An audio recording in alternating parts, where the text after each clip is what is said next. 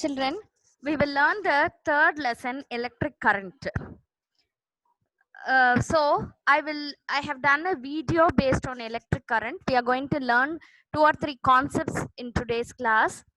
So let me start the topic. When you hear the word current, what is the first thing that strikes your mind?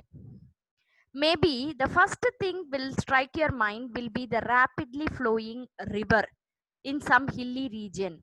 Or maybe when you hear the word current, you will think about the appliances that run at your home. Because you must have heard your parents often say that current is being wasted when the appliances have been switched on for a long period of time. So in all these cases, what do you think current has in common? Okay, let us take the example of a river. In a river which flows in a hilly region, the water is rapidly flowing from one place to another. Likewise, we call this a river current. So we can say that flow has something to do with current, or current is some sort of flow. So what we can understand, flow is current or current is flow. Now let us take a more day-to-day example. Now how do you ride a bicycle? Yes, push the pedals forward. Now you see here the pedals are pushed forward. You can see the arrow mark. And thus the bicycle moves. Now how do you think that when you are pedaling a bicycle, it is able to move? If you look closely at this picture, you will find it is attached to two pulleys. You can see here children, two pulleys are there. The pedal is attached with two pulleys over a chain with beads along with it. You will find that when these beads are moving in the forward direction, you will see here I have put the arrow mark. When the beads are moving in the forward direction, the bicycle move along in the forward direction. So a similar things happens in a current. Whenever electrons move in a direction, current flows as well. So in the direction of electrons, the current will flow. How the beads were moving in forward direction, like that the bicycle will also move in the forward direction. Same like that, when electrons move from one place to another in one direction, the current also moves in the same direction.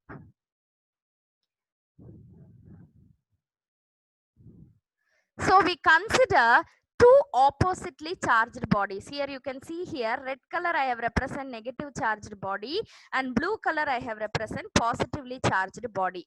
So we consider two oppositely charged bodies. Consider a negatively charged body that has an excess electron. More electron is there. That is the reason it is negatively charged. And we consider a positively charged body and it has deficiency of electron. Electron is deficient in this place.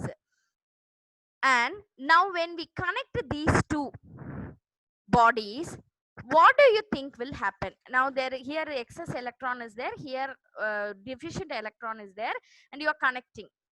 Since negatively charged body has excess of electron, these electrons will be attracted towards the positively charged body. So electrons flow from the negatively charged body to the positively charged body. And this is the direction of flow of current. Conventionally, it is the direction of flow of electron is opposite to the direction of flow of conventional current.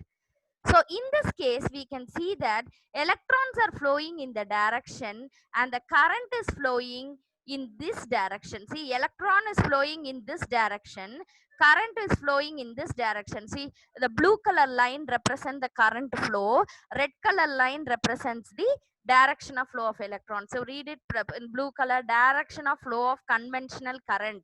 Conventional means practically. So direction of flow of conventional current is from positive to negative, whereas the electron is flowing from negative to positive. So usually what we call electric current is the flow of conventional current. So electric current, we always tell it is conventional current. So in this case, the direction of the conventional current is from positive to negative.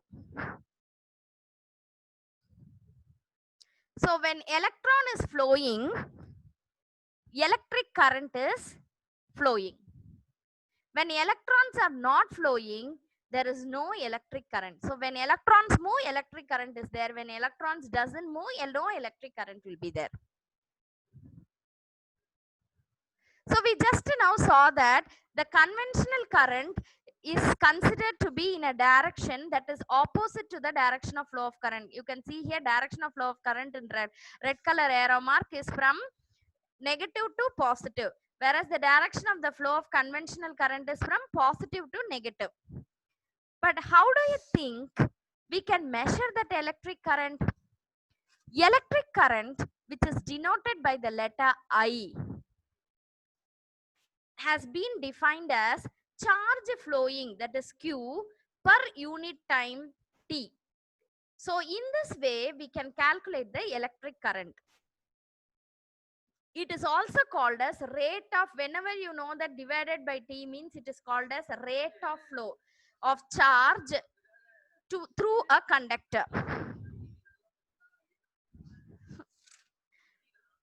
Electric current I is equal to Q by T. Here I denotes electric current, Q denotes the charge, and T denotes the time. So 1 ampere, the SI unit of electric current is ampere. So Ampere is a physicist who found the electric current. So Jonas Ampere. So he's, in order to honor him, they have kept the SI unit of electric current as 1 ampere.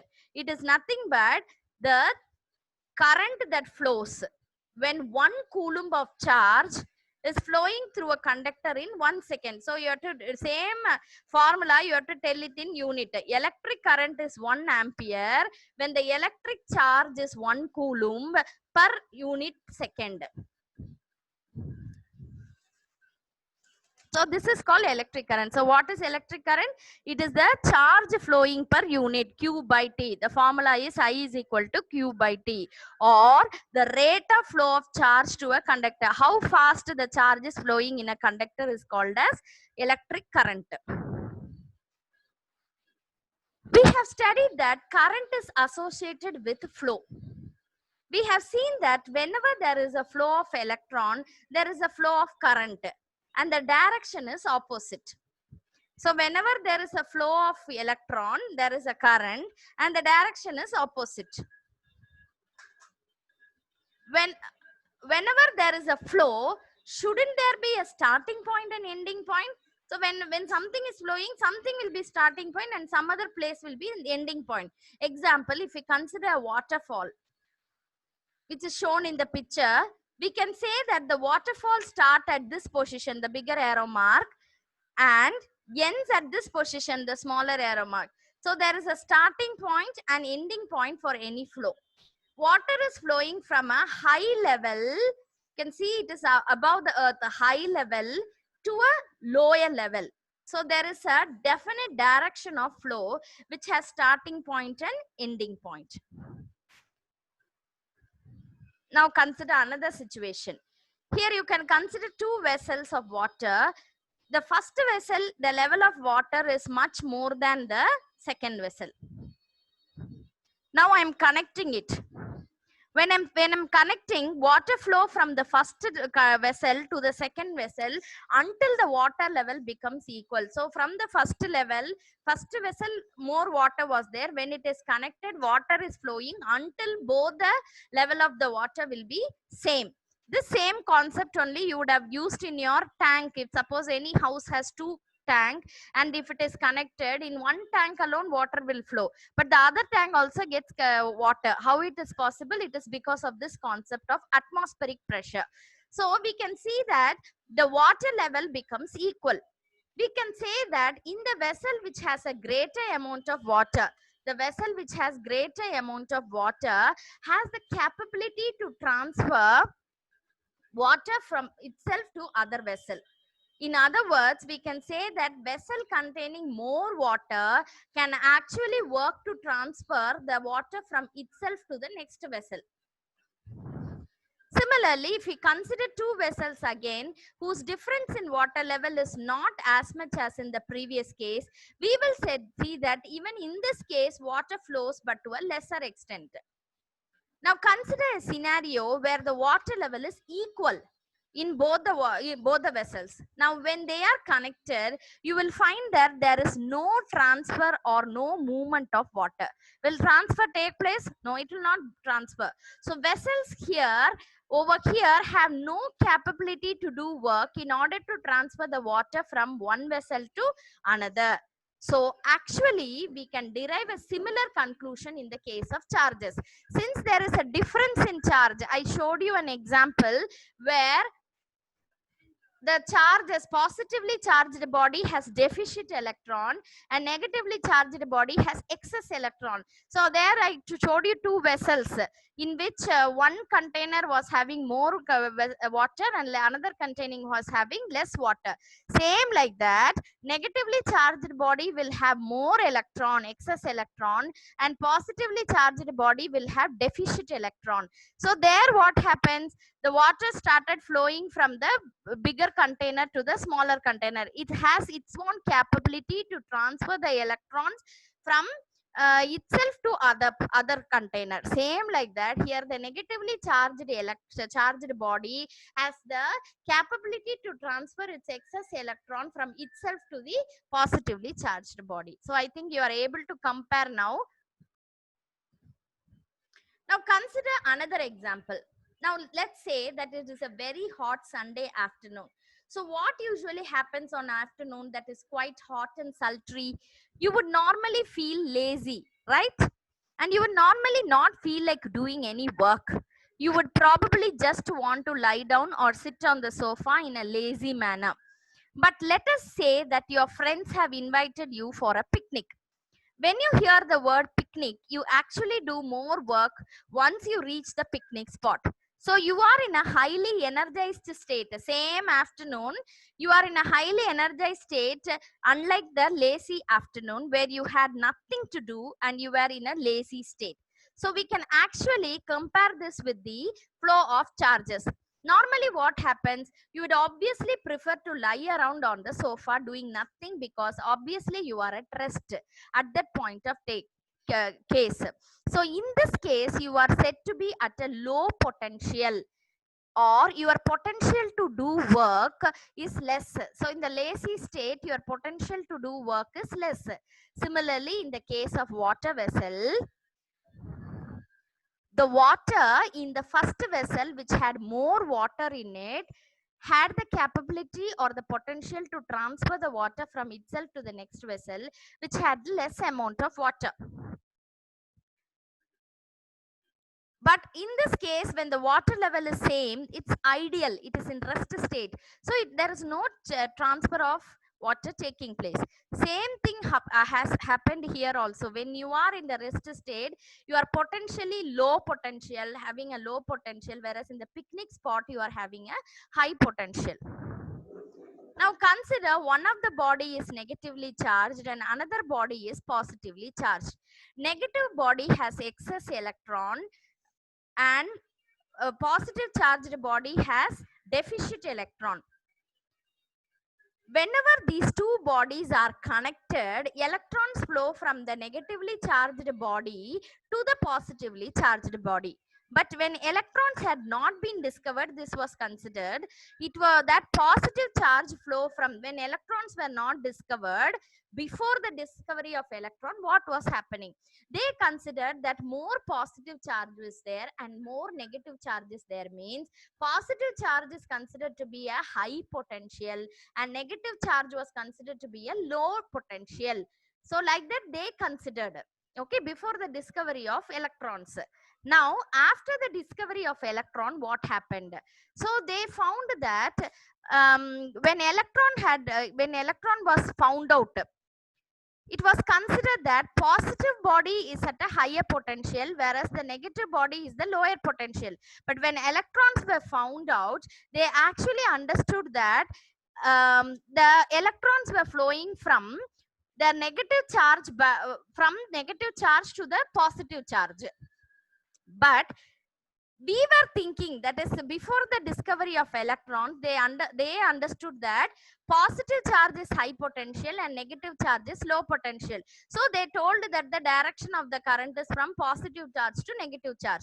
After the discovery of electron, they found that electron is only moving from negative to positive, that is from the excess electron, the negatively charged, to deficit electron, positively charged. So there was a confusion.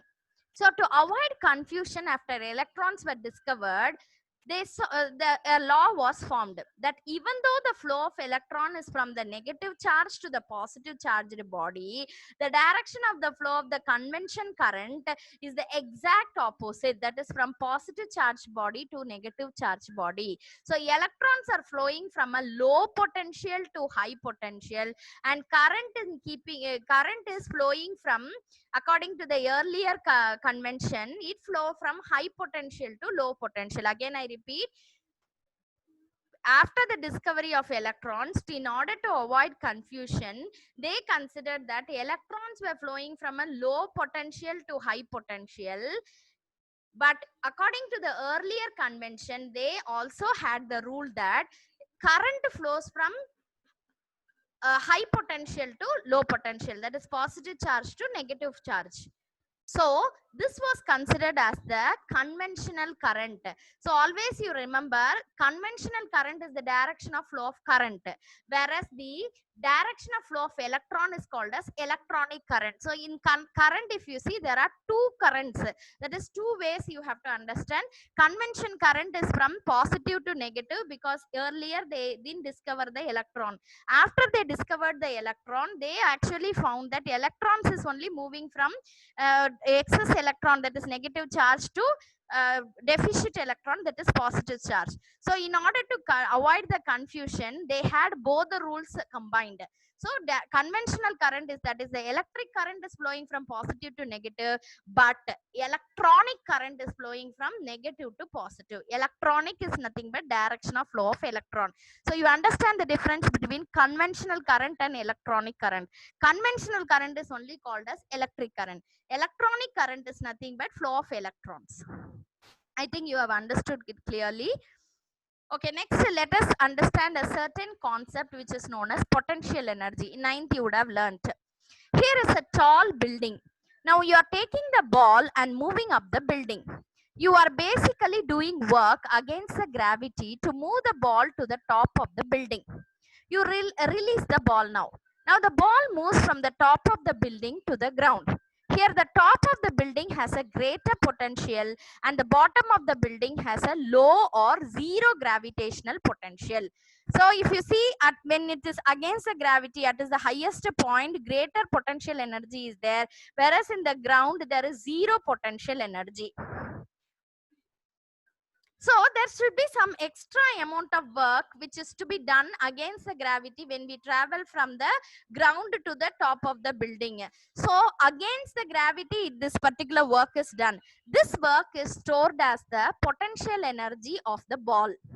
So the ball will have this amount of work as the potential energy.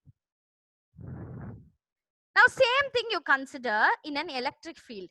Let us consider that positive charge has been kept inside an electric field. You can see here a positive charge. This is low potential and this is a high potential. Now the plate contains, that is the positive charge plate contains a deficit of electron. So it is called positively charged, and the plate has an excess electron is called as negative charge. So when the positive charge is kept near the negative plate, this is negative plate, and near the negative plate when the positive charge is kept, there is an attractive force between these unlike charges. Positive and negative, like charges repel, unlike charges attract. So there is an attraction force.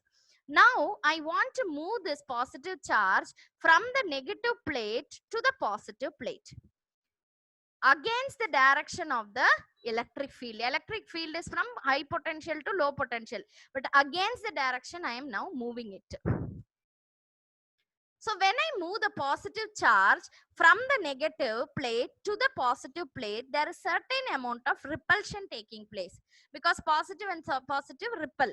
So in this case, there will be a change in potential of the charge similar to a ball taken against gravity.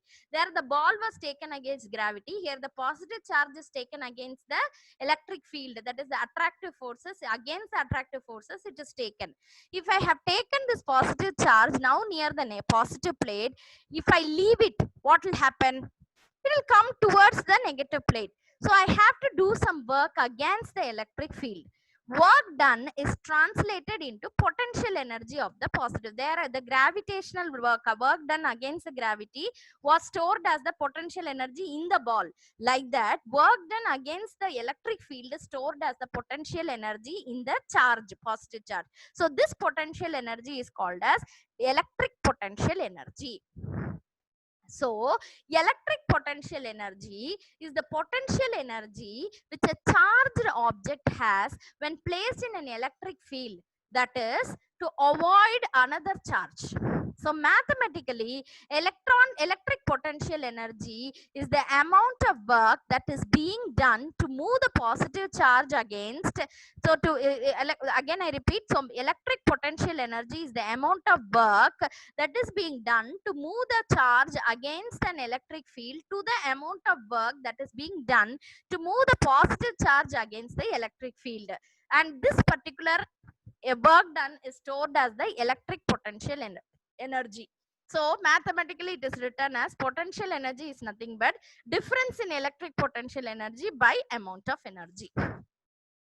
So what is electric potential energy? The electric potential energy between 2 points is the difference in the electric potential energy between 2 points for a unit positive charge. So for a particular unit charge, if we are there, we thought that one unit charge only we were considering. So for that, for the 1 unit of charge, the difference in electrical potential energy, when it was near the negative plate, it has attractive force. When it is near the positive plate, it has repulsive force. So based upon the difference in electric potential energy, it is calculated per amount of charge, per unit charge. So let us consider 2 points in an electric field. We have to carry a charge, that is positive charge, from B to A. So certain amount of work is done. This work is called as potential energy. If we consider the work per unit charge, the work is stored as the electrical potential energy of the charge. So we are finding electrical potential energy for every unit of charge. There are many charges in an electric field. For every unit charge, we are finding the electrical potential and difference. So that is called as V. So V is nothing but change in electrical potential energy divided by charge per unit charge. So potential difference between 2 points B to A is nothing but work done in order to bring the charge from B to A per unit charge. So V is equal to W by Q. So this is the work done. Amount of energy is nothing but the work done against the unit charge. So the formula for V is equal to W by Q, where V represent the potential difference between the 2 points A and B. The SI unit of potential difference is volt. That is V is equal to W by Q. You know that W is the work done. You have learned already, work done or energy is the unit is joule. Q is nothing but the charge. The unit is coulomb. V is the potential difference. So the unit is volt.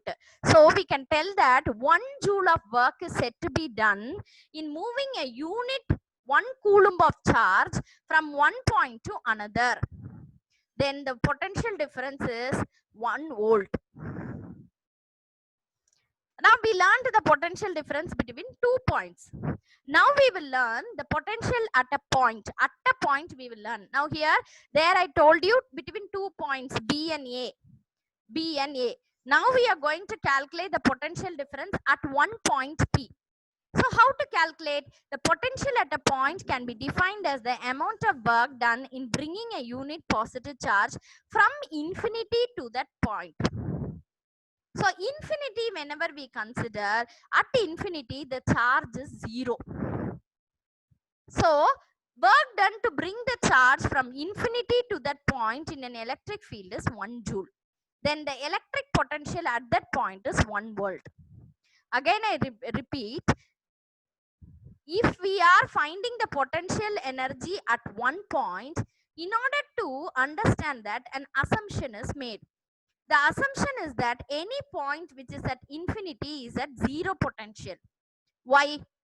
Because it is considered that at infinity there are no charges present. So somewhere at infinity there are no charges present.